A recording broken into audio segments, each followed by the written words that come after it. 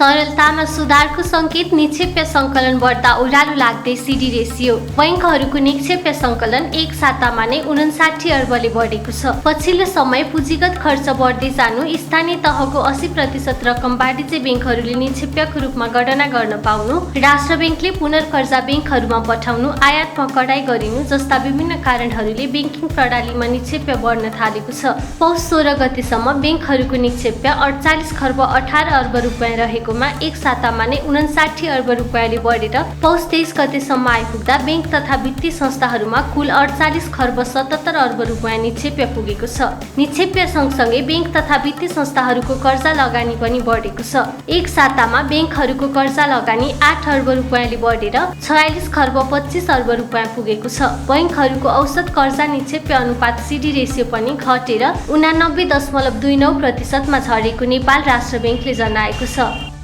नेप्सेको सीईओका लागि 3 जनाको नाम सिफारिस। अर्थ मन्त्रालयले गठन गरेको छनौट तथा सिफारिस समितिले नेपाल स्टक एक्सचेन्ज नेप्सेको प्रमुख कार्यकारी अधिकृत नियुक्तिका लागि 3 जनाको नाम मन्त्री परिषदको बैठकमा पेश गर्ने भएको छ। यसअघि समितिले आवेदन दिने 11 जना मध्ये 5 जनाको नाम सर्टलिस्ट गरेको थियो। तिनै 5 जना मध्येबाट कार्ययोजनाको प्रस्तुतिकरण तथा अन्तर्वार्ताका आधारमा 3 जना कृष्ण बहादुर कार्की, डाक्टर केशव श्रेष्ठ र डाक्टर रमेश कुमार भण्डारीलाई सिफारिसमा पारिएको हो। प्रिमियर इन्सुरेन्सको लाभांश परिमार्जन हुने, नगदमा भन्दा बोनसमा जोड। प्रिमियर इन्सुरेन्स कम्पनी लिमिटेडले घोषणा गरेको लाभांश परिवर्तन हुने भएको छ। बीमा समितिले निर्जीवन बीमा कम्पनीहरूलाई नगद लाभांश वितरणमा कर प्रयोजन बाहेक पूर्ण रूपमा रोक लगाउने भएपछि कम्पनीको लाभांश परिवर्तन हुने भएको हो। समितिले प्रिमियर इन्सुरेन्सलाई नगद लाभांश वितरण गर्न नदिने निर्णय पनि गरिसकेको छ। उक्त कम्पनीले यसअघि नै गत आर्थिक वर्षको नाफाबाट 7.5% बोनस शेयर र 7.5% नगद लाभांश वितरण गर्ने घोषणा गरेको थियो। अहिले नगद लाभांशमा रोक लगाउने नीति ल्याउन लागेपछि समितिले आइतबार उक्त निर्णय गरेको हो। समितिका कार्यकारी निर्देशक पौडेलले प्रिमियर इन्सुरेन्सलाई नगद लाभांश बाँड्न नदिने गरी निर्णय भएको बताएका छन्। स्थगित महालक्ष्मी विकास बैंकको साधारण सभा माघ 3 गते हुने। गणपूरक संख्या नपुगेपछि स्थगित भएको महालक्ष्मी विकास बैंक लिमिटेडको 20औं वार्षिक साधारण सभा आगामी माघ 3 गते बैंकको केन्द्रीय कार्यालय दरबारमार्ग काठमाडौँमा बिहान 10 बजेदेखि सुरु हुने भएको छ। सभाले बैंकको सञ्चालक समितिको बैठकले गरेको निर्णय अनुसार गत आर्थिक वर्ष 77-78 को मुनाफाबाट बैंकका शेयरधनीहरूलाई चुक्ता पुँजीको 20% बोनस शेयर र कर प्रयोजनका लागि 1.05% नगद गरी कुल 21.05% लाभांश वितरण गर्ने प्रस्ताव पारित गर्नेछ।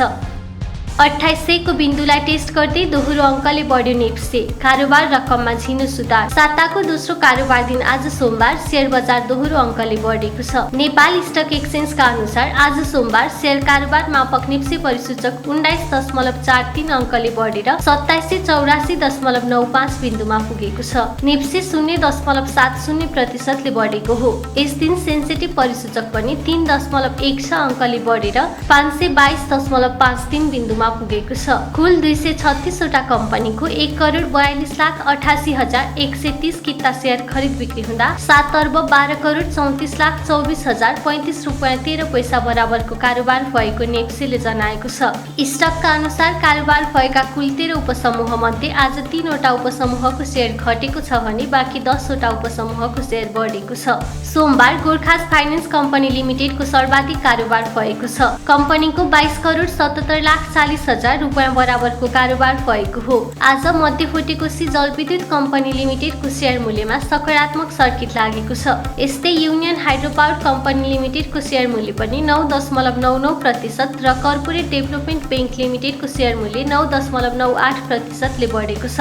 आज प्रभु सेलेक्ट फन्डको मूल्य सबैभन्दा धेरै घटेको छ। उक्त फन्डको मूल्य 3.17% ले घटेर 9 रुपियाँ 17 पैसामा झरेको छ। एसियन लाइफको लाभांश बीमा समितिबाट स्वीकृत। एसियन लाइफ इन्सुरेन्स कम्पनी लिमिटेडको लाभांश बीमा समितिबाट स्वीकृत भएको छ। कम्पनीले आर्थिक वर्ष 76-77 को मुनाफाबाट आफ्ना शेयरधनीहरूलाई 25% बोनस शेयर र कर प्रयोजनका लागि 2% नगद गरी कुल 27% लाभांश वितरण गर्ने निर्णय गरेको थियो। सोही लाभांश बीमा समितिबाट स्वीकृत भएको हो। नेप्सीमा 2,33,000 किता बोनस सूचीकृत। नेपाल स्टक एक्सचेन्ज नेप्सीमा आज सोमबार एक कम्पनीको बोनस सेयर सूचीकृत भएको छ।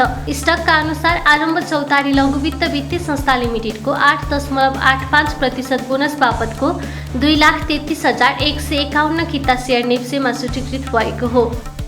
गभर्नर अधिकारी भन्छन् सेयर बजार बढ्दा धेरै उत्साहित र कम हुँदा निराश हुनुपर्ने जरुरी छैन।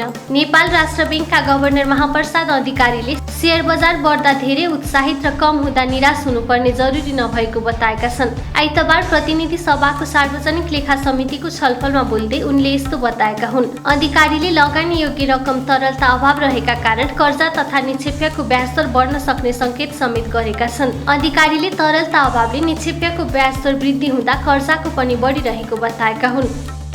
डाक्टर केशव श्रेष्ठ भन्छन् बजार बढ्ने आधारहरू धेरै छन् तर लकडाउनको हल्लेले मात्र बढेको बजार दिगो नहुन सक्छ। शेयर विश्लेषक डाक्टर केशव प्रसाद श्रेष्ठले अहिले बढेको बजार दिगो नहुन सक्ने सम्भावना रहेको बताएका छन्। अर्थ संसारसँग कुराकानी गर्दै उनले अर्थतन्त्रका अन्य इन्डिकेटरहरूमा खास सुधार नभइसकेको अहिलेकै अवस्थामा शेयर बजार बढेर अल टाइम हाईलाई ब्रेक गर्दै माथि जान्छ भन्ने कुरामा आफू विश्वस्त नभएको बताएका छन्। उनले भने बजार बढ्ने केही आधारहरू नै नभएका हैनन्, आधारहरू धेरै छन्। धितोपत्र बोर्ड र नेप्सीको अध्यक्ष नियुक्तिको प्रक्रिया अघि बढेको छ, त्यो एउटा सकारात्मक कुरा हो। बैंक तथा वित्तीय संस्थाहरूको ब्याज दर पनि नबढ्ने कुराहरू आइरहेको छ, त्यो पनि बजारका लागि सकारात्मक कुरा हो। बिस्तारै तरलता सहज हुँदै गएको छ, त्यसले पक्कै पनि शेयर बजारमा सकारात्मक नै असर पार्नेछ। तर यी सबै कुराहरू भइसकेका छन्। बैंक तथा वित्तीय संस्थाहरूले माघ महिनाको ब्याज दर निर्धारण गरिसकेका छैनन्, बढाउँछन् कि बढाउँदैनन् हेर्ने बाँकी छ। बजार बढ्ने आधारहरू धेरै छन् तर लकडाउनकै हल्लाले मात्रै बढेको बजार भन्ने दिगो नहुन सक्छ।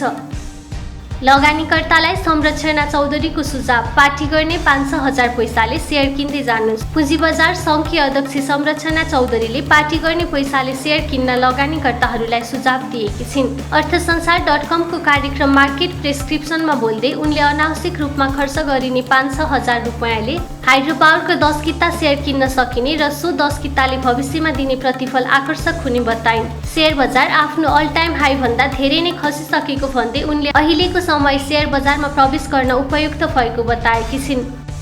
हो इन्डेक्स 3200 पुग्दाखेरि किन्ने मान्छेहरू थिए हैन, अब उहाँहरू चाहिँ आत्तेर चाहिँ अब घट्दै जान्छ भनेर सेल पनि गर्नुभयो, प्यानिक पनि सेल गर्नुभयो। त्यस पछाडि फेरि चाहिँ अब बटम पोइन्टमा गएर अब उठायो भने चाहिँ अब बढ्छ, योबाट मार्केट घट्दैन भनेर उहाँहरूले फेरि लगानी पनि त गर्नुभएको छ नि त। उहाँहरूलाई त एक किसिमको त आश पनि त छ नि हैन, बजार चाहिँ सधैँ यही हिसाबले जाँदैन, डाउन ट्रेन्डै जाँदैन हैन, बढेर आउँछ भनेर। त्यसले गर्दाखेरि चाहिँ एउटा अनुभव सिक्ने एउटा राम्रो मौका पनि पाइरहेको छ लगानीकर्ताहरूले। अहिलेको जुन बजारले दिइरहेको यो करेन्ट सिनारियो जस्तो पनि भइरहेको छ हैन। अनि अर्को कुरा चाहिँ तपाईँको चाहिँ अब लगानीकर्ताले मेन भनेको चाहिँ अनुभवबाटै सिक्ने हो क्या। जबसम्म चाहिँ तपाईँले बजारमा यो त प्र्याक्टिकल्ली हो नि त, मैले त मेरो अनुभव सेयर गरेँ, पौडी खेल्ने हो भने पोखरीमै प्रवेश गर्नु पर्यो, त्यो चाहिँ हो नै। अब तपाईँलाई चाहिँ यति गहिरो छ भनेर थाहा हुँदैन, जबसम्म तपाईँ आफै डुब्नुहुन्न तबसम्म थाहा हुँदैन। अब बजार भनेको यस्तो हो, बजारमा चाहिँ अब मैले मात्र नाफा खाएँ, मैले मात्र गरेँ भन्दा पनि घाटा खाने पनि धेरै छन् र त्यो घाटाबाट सिकेर चाहिँ अघि बढ्ने मान्छेहरू चाहिँ एकदमै कम पाइन्छ कि। यदि तपाईँले चाहिँ बजारमै चाहिँ सबै थोक छ, म चाहिँ सक्छु यसैमा गर्न भन्नुभयो भने चाहिँ सायद बजारबाट कहिले पनि हरेस खानु पर्दैन। आत्तिनु र मात्तिनु नहुने रहेछ। आत्तिनु पनि हुँदैन, जस्तै बढ्दाखेरि कतिजना त आत्तिन्छ नि त, हो धेरै अब तल्लो रेटमै अब यो त बढिसक्यो बेचिदिन्छु भनेर बसे मान्छेहरू बढ्दै गएपछि चाहिँ आत्तिन्छन् क्या। उनीहरू चाहिँ एकदम धेरै बढ्यो, हो मैले त बेचेँ भन्नुहुन्छ क्या। भर्खरै बेचे हुन्छ, भर्खरै 10%ले सर्किट हाल्नुहुन्छ, भर्खरै मैले बेचेँ भन्ने जस्तो पनि कुरा आइरहेको हुन्छ। बजारमा यस्तो कुरा एकदम धेरै सुन्न पाइन्छ होइन। फेरि पनि घटेर किन्ने अवसर आउँछ, त्यो आउँछ तर टाइम लाग्न सक्छ। अब कहिलेकाहीँ चाहिँ कस्तो हुन्छ भनेपछि चाहिँ तपाईँको चाहिँ मौका आउँछ, पर्खँदैन पनि भन्छ होइन। र अर्को कुरा चाहिँ अब आएको बेलामा चाहिँ जस्तै अब कुनै एउटा कम्पनी अल टाइम हाईमा पुगेर रहेछ भने त्यो टाइममा तपाईँले चाहिँ बेच्न पनि सक्नु पऱ्यो, त्यहाँबाट नाफा पनि लिन सक्नु पऱ्यो होइन। तर कहिलेकाहीँ तपाईँले चाहिँ मैले अल टाइम हाईमा बेचेँ भन्दाखेरि चाहिँ त्योभन्दा पनि माथि अल टाइम हाई रेकर्ड बनाइरहेको हुन्छ होइन। या त अब तपाईँले त्यो अल टाइम हाईमा बेचिसके पछाडि त्योभन्दा कममा आएर पनि बसिरहेको हुन्छ। त्यो भने चाहिँ बजारले चाहिँ मौका बारम्बार दिन्छ, त्यो मौका चाहिँ कतिखेर हो त्यो चाहिँ आफूले चाहिँ मनन गरेर चाहिँ बजारमा चाहिँ अब आफूले कसरी लिने होइन, सेयर लिने कि बिक्री गर्ने, त्यो चाहिँ तपाईँमा डिपेन्ड हुन्छ।